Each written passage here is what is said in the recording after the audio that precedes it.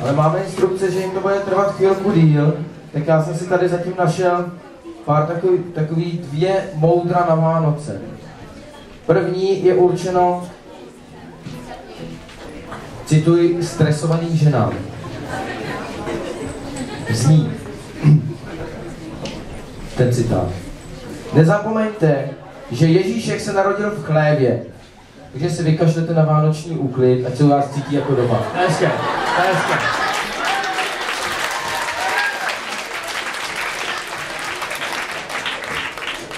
No a to druhý, to je já myslím jasný, ale to se může říkat furt dokola, stejně je to marný. Nejeste žlutý sníh. Fuj. Je to tvůj, proto to říkám, ale já vím, kdo to tady zkusil, neskusil. Co to bylo? Ten vtip, ale ten je z čokoládu, teďka nebudu. Můžeme nebo ještě, jak jsme na tom? Všechno. Nevěř na mě tou flintou, já se jenom vypadá to úžasně. Oho, to je houska.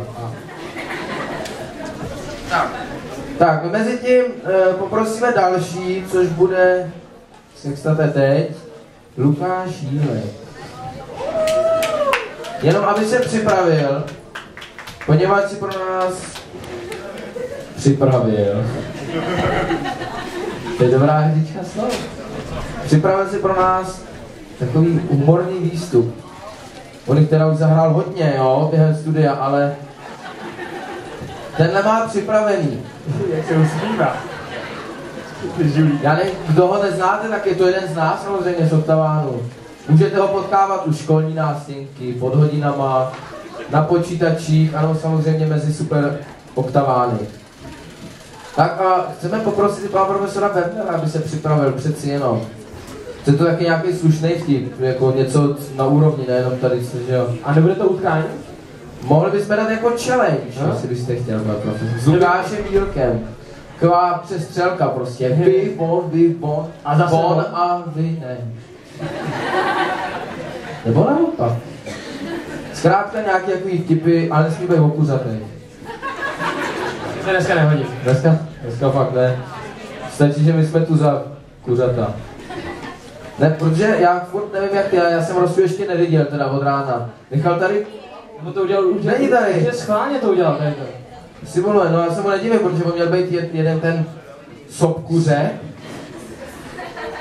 Schytal jsem to já, teda měl to být moc dejví, já jsem si měl jenom smát. Můžeme? A už to vysí vejš.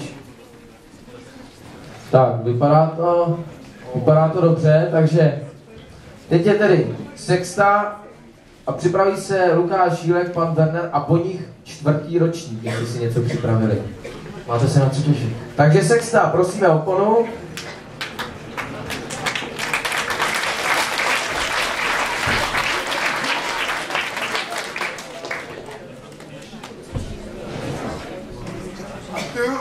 Kohata! Čas vyrazit.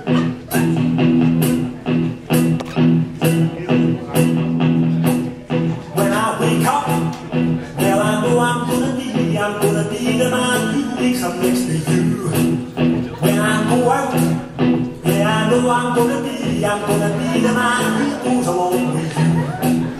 If I get drunk, well I know I'm gonna be the man who gets up next to you. If I give up, yeah I know I'm